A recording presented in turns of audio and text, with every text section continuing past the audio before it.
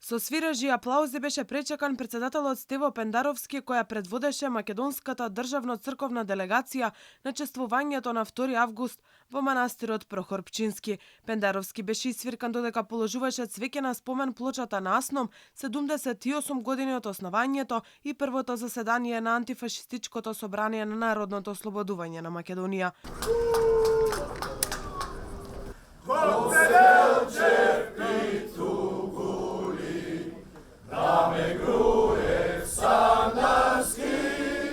Пендаровски заедно со министерката за одбрана Славјанка Петровска беше пречекан од шефот на српската дипломатија Никола Селаковиќ. Двете држави Македонија и Србија ќе се заложат одбележувањето на 2 август во Прохор Пчински да стане традиција. Договоривме во најскоро време да се формира работна група на ниво на Министерство за надворешни работи, од кај нас и од кај нив, која ќе треба да ги договори сите детали за идните прослави.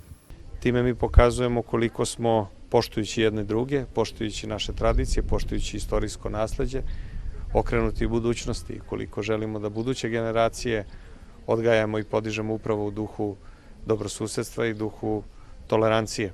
Граѓани од Македонија и Србија се радуваа на повторното заедничко чествување на големиот македонски празник по речиси 2 децении, откако македонската и српската православна црква се помирија и воспоставија канонско единство.